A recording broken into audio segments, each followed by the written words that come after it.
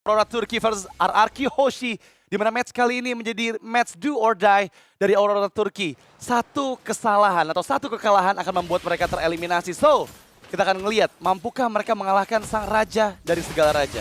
Killing spree Sutsujin. Ya ini yang gue tunggu-tunggu sih, Lucas killing spree. Karena ketika menggunakan Factor sayang aja gitu kan, dia nggak pakai killing spree untuk chain killnya. Dan jujur, RRQ harus bisa nih seenggaknya pegang tempo kendali di awal, jangan sampai fall off juga. Inspire untuk Matilda, cooldown yang lebih cepat untuk talent pertamanya.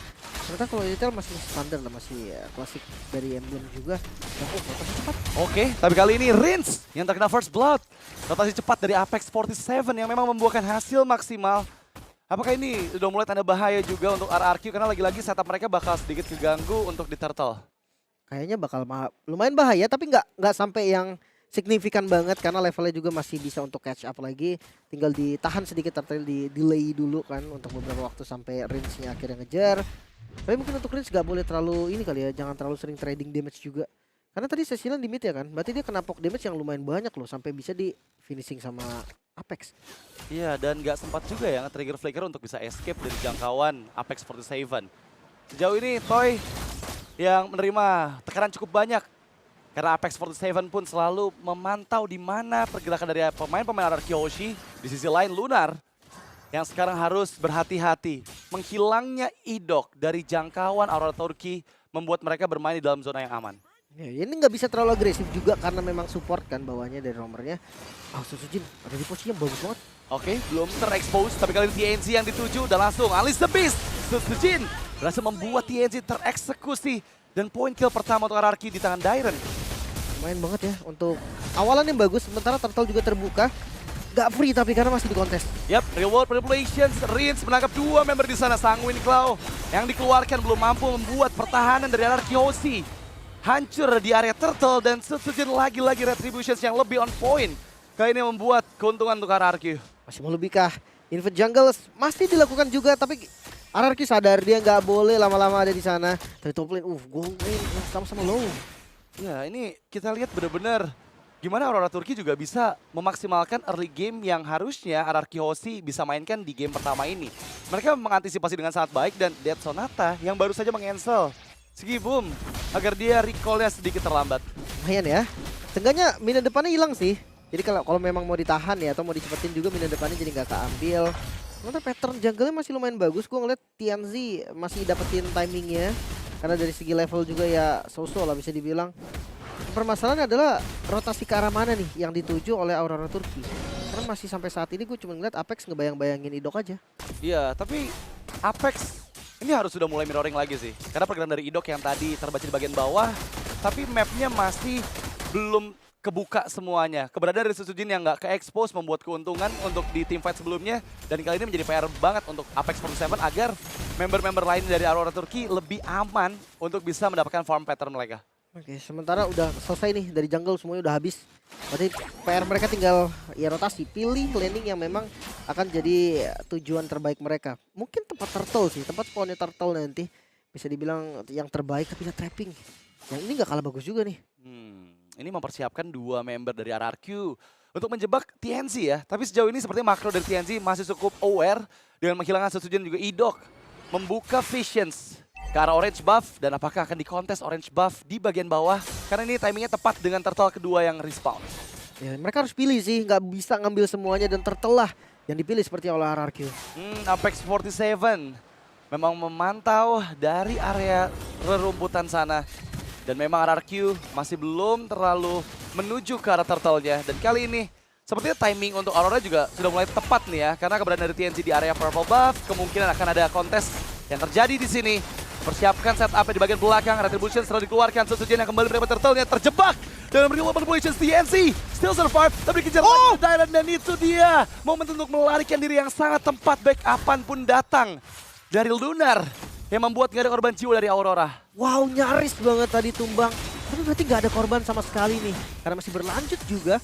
Flicker akhirnya, Apex mau nggak mau ya defensive Flicker. Oke, memang Aurora berhasil mengantisipasi korban jiwa dari turtle team fight yang kedua tadi. Tapi RRQ Hoshi, mereka belum stop untuk menekan laning atas dari Aurora. Kali ini dengan hadirnya 4 player, masih bisa dibendung memang dengan minion yang sudah langsung di-clear, tapi lihat bagian bawahnya gimana Sutsujin berhasil memainkan macro play-nya, membuat dorongan juga ke arah turret bottom lane. Ya pasti ya, kalau udah menit 5 sinyal dari XP Lane yang akan join. Jungle-nya akan ngisi lane-nya. Ya biasanya rata-rata siapapun jungle ya sih, mau assassin, mau fighter dia akan dikasih dulu. Ya snowball-nya lebih cepat juga. Tapi melihat rotasi, lihat dari segi boom, ini akan ada pertukaran laning sepertinya karena atas sudah nggak bisa diselamatin lagi. Mereka mau cari pertukaran di bottom lane. Wow, ini dipaksain dengan 3 member yang ter-expose. Sutsujin yang dituju, Alice the Beast pun gagal untuk membuat Sutsujin selamat. Backup-nya nggak ada karena Idok berada di bagian atas, memberikan cover ke arah Toy. Dan lagi-lagi memberikan space sebanyak mungkin sehingga bisa saja lebih dari satu outer turret dihancurkan. Lunar dengan Yoji mid-nya. Oke, mencoba untuk mengcover mid lane outer turret tapi terjebak. Lunar down. Begitu mudahnya Toy memaksimalkan efek immobilize dari reward manipulations. Dan sekarang memang masih bisa mempertahankan outer turret mid lane, tapi ya Anarchy Hoshi mereka lebih banyak mendapatkan keuntungan meskipun lihat dari gold gap-nya tadi sempat dipegang oleh Aurora juga. Ya. Bahkan kalau kita ngelihat dari point kill-nya ya, ini minim banget sih dari mereka berdua maksudnya. Dari 6 menit game yang udah berjalan. Hanya 2 point kill untuk masing-masing tim. Goldnya pun tarik ulur yang memang tipis banget under 1000 gold. Secara nggak langsung vision dari RQ akan terbuka kalau memang midnya bisa dihancurin. Ya, tapi mampukah Aurora mempertahankan mid lane atau turret mereka? Karena kali ini dengan objektif yang sudah hadir, kita bakal lihat gimana Anarchy Hoshi setup mereka ini jauh lebih matang. Berhasil menghindar range-nya, flicker yang sangat baik. Tapi lihat retribution yang lebih on point dari Sutsujin mendapatkan keuntungan. Kali ini Lunar pun down. Sutsujin mengamuk. Dalam mode beast, dia mencoba untuk melindungi belakang ke arah Dairon dan langsung Dairon yang menuju tepat sekali karena Rosa mendapatkan point kill kedua. Menghancurkan turret, Sigi Boom ter-expose. Masih bisa menghindar dengan sprint. Tapi ya, momentum Dairon ke lini belakang sangatlah mahal untuk Anarchy. Ya, walaupun eksekusinya tadi kurang manis ya, jadi nggak bisa langsung di-clean juga. Seenggaknya tetap didapetin, midnya tetap didapetin juga. RRQ 2 keuntungan yang mereka ambil membuat gold mereka jadi lebih unggul nih. Tapi tetap masih sama di angka yang menurut gua angka-angka yang nggak jauh gitu kan. 1000 sampai 2000 gold tuh menurut gua masih bisa dikejar dengan satu buat teamfight bahkan. Yoji. Dan bahkan sekarang lihat gimana Lunar coba untuk follow up karena Toy. Lagi Sasa Flicker masih gagal dari efek 47. Dan Idok kali ini mengcover Toy yang masih berhasil memberikan efek membuat TNC selamat. Dan itu dia Toy selamat. Dan bahkan mencoba untuk di-cover balik setup yang dibalaskan oleh Anarchy Hoshi mendapatkan Lunar dengan fist break yang dibuka.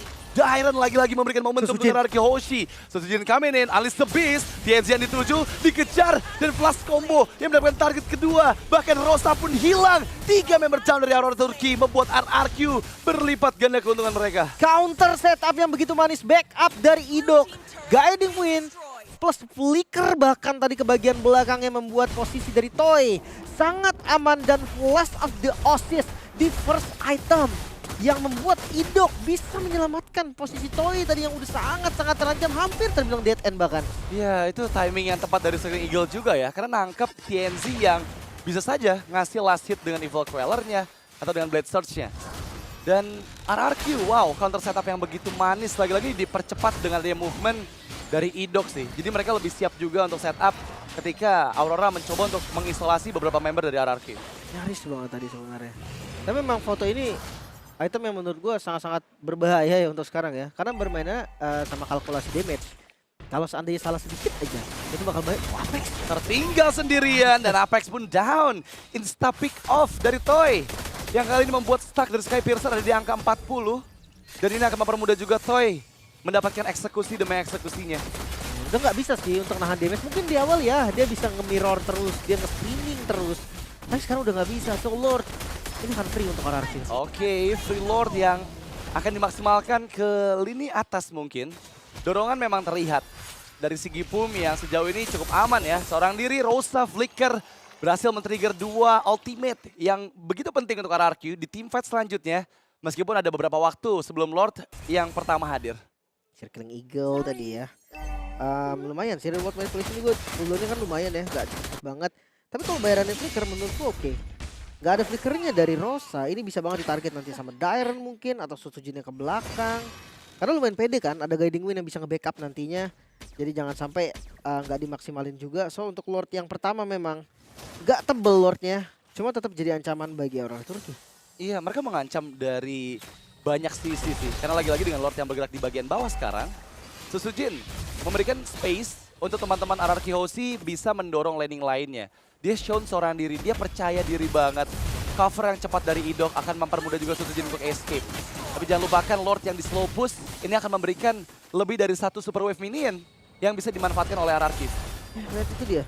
Nggak bisa maju juga sebenarnya Aurora Turki. Mereka masih punya pasif dari shield. Best turretnya masih aman untuk mid lane, tapi seenggaknya udah ke-trigger. Bawahnya ini loh. Ini yang akan ngeproduksi super minion terus. Ini bakal jadi ancaman. Makin lama untuk Aurora. Oke, super wave minion ketiga sudah Wah, mulai trigger? muncul. Pasif. Tertrigger pasif di bagian bottom lane dan membuat keuntungan dan Dairen! Fist break dan juga flicker yang dikeluarkan membuat 3 member terjebak dalam ringan baru berhasil ditabrak dengan Scream Eagle. Dan Oh my Sutsujin masuk.